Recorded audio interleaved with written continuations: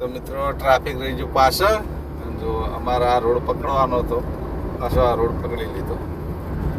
જોઈ લો લક્ઝરીઓ આવી જો પાછળ બહુ ભયાનક ટ્રાફિક. અમારા સિવાય કોઈની ગાડી આમ જતી જ નહીં, બાકી આમથી આવે જ છે.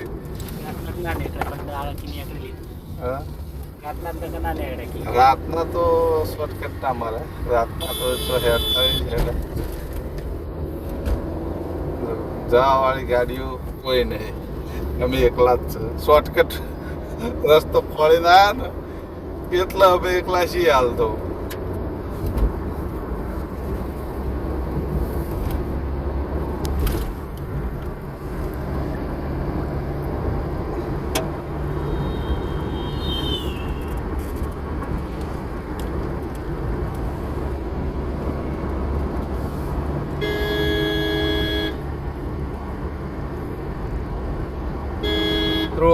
સિંગલ પટ્ટી માં પાછા હાઈવે આવતા રહેતા ને, હાઈવે થી વળી પાછો ફેર શોર્ટકટ માર્યો સીએનજી ગેસ પુરાવા માટે.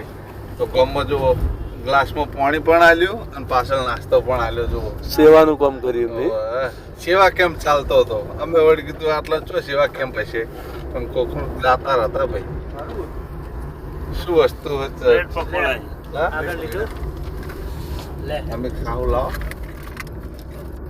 ગ્લાસ પકડ્યો, ગરમા ગરમ બ્રેડ પકોડા હી આખે આખા ખાવાના. ચટણી છે એટલે આવું ચટણી સાથે જે આઈટમો સારું છે સારું કે નહીં સારું એ જ ના પાડી દો.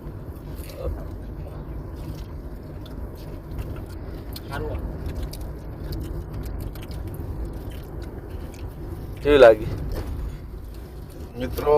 સ્વાદ બ્રેડ પકોડા જેવો હ, પણ આમાં શું કર્યું ખબર? એકલી બ્રેડ ભરી અને લોટની અંદર તળી દીધેલું, ચણાના લોટમાં તળેલું. હા, તળી નાખ્યું. પણ સેવા મિત્રો જોરદાર વસ્તુ બની. અહીંયા સૌથી વધારે હોય કઈ ખેતર હોય શેરડી ના.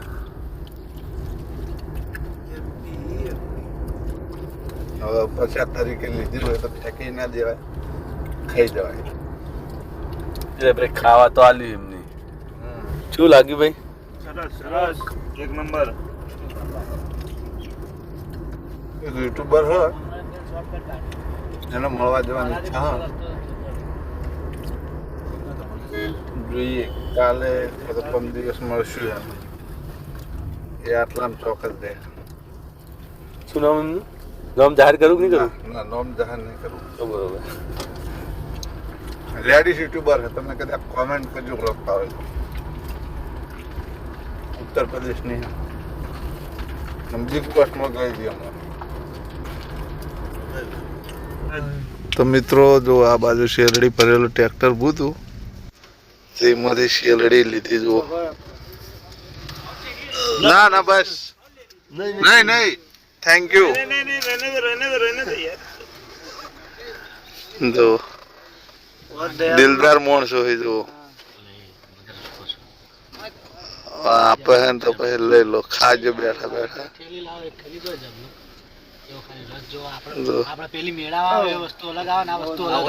જો આભાર તમારો.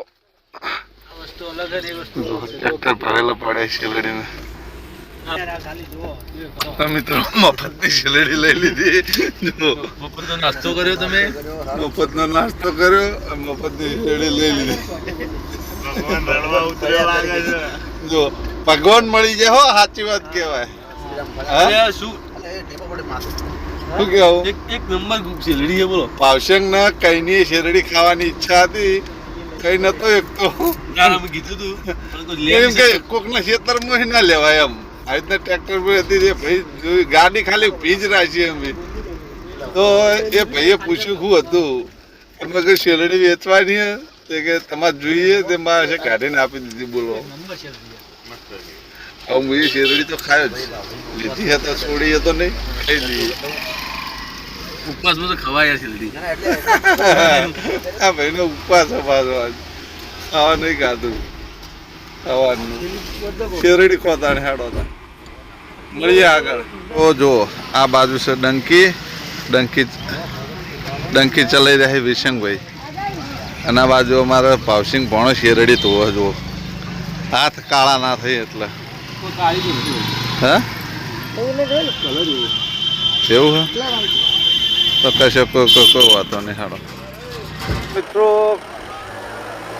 વારાણસીથી નીકળી અને કુંભમાં જતા હતા પણ કુંભના જેટલા પણ હાઈવે છે એ બધા હાઈવે બંધ કરી દેવામાં આવ્યા છે જવાવાળા રસ્તે.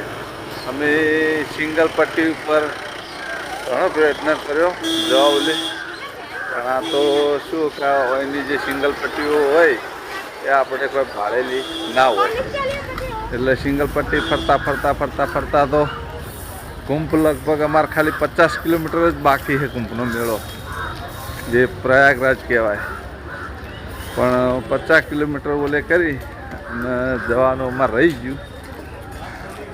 બાકી હા હજી જવાનું બાકી છે પણ હવે સાઈડમાં 4-5 જણાને પૂછ્યું હતું તે એમને એમ કીધું કે શું હે સીતા માતાની સમાધિ જે લીધી હા જે સીતા માતાએ ધરતીમાં સમય ગયા હતા અને સમાધિ લીધી હતી એ જગ્યાનું નામ છે જો હું તમને બતાવું. સીતામઢી આ રહ્યું એનું નામ સીતામઢી. તો અમે આવી ગયા પછી સીતામઢી. આ જગ્યાએ ગંગાજી નદી જાય છે. જોઈએ કઈ બાજુ હોય ગંગાજી નદી અને સીતા માતાને દર્શન કરીએ. અમે પણ દર્શન કરીએ અને તમને પણ દર્શન કરાવીએ. હાલો જો હા અમારા બ્લોગમાં બન્યા રહેજો. તો મિત્રો આ છે હનુમાન દાદાની મૂર્તિ 108 ફૂટની છે. આરી મૂર્તિ જોઈ લો. જગ્યા સારી છે. અમે હજી તો આયા જ છે હજી આખી ફરવાની બાકી છે જગ્યા.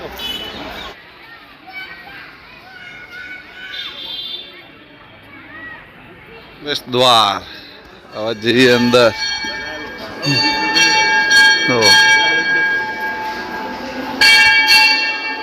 શ્રી હનુમાન દાદા શ્રી રામ.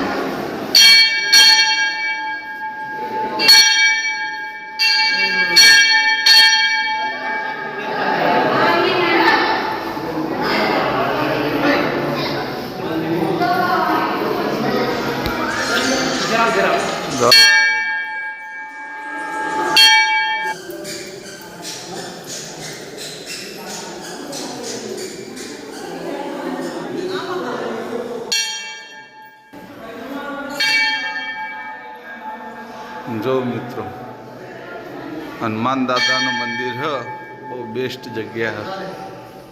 આવજો આ બાજુ કોઈક દિવસ આવો ને તો આવજો ચોક્કસ.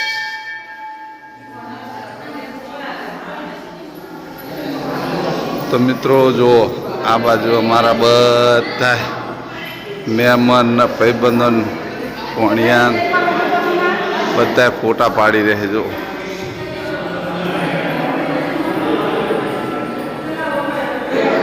તો મિત્રો આ બાજુ હનુમાન ચાલીસા લખેલી છે જો આ બોલવા માંડ્યા.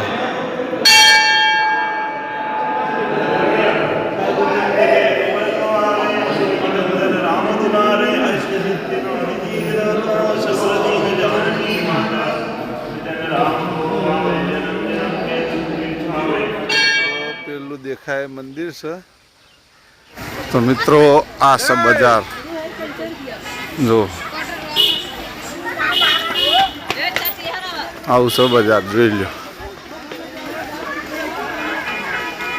મિત્રો ફૂલમાળા લીધી ચડાવવા. મિત્રો જો ફૂલમાળા લીધી.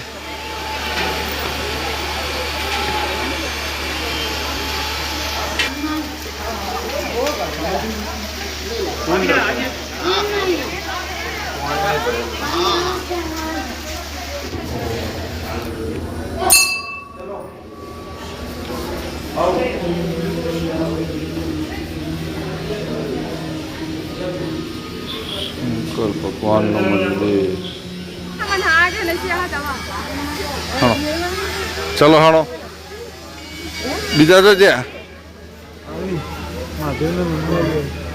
એવું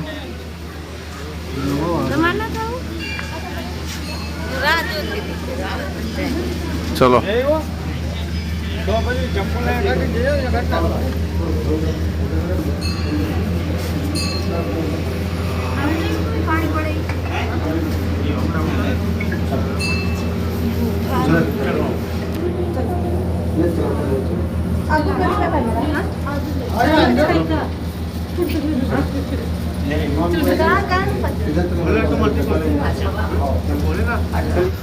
હા મિત્રો જો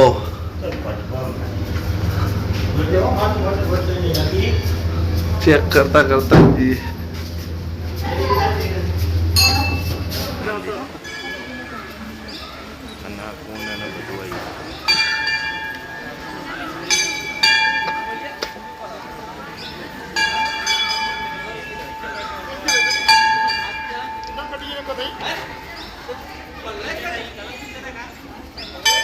મિત્રો જો આ બાજુ બોટ હે પાછી જોઈ લો.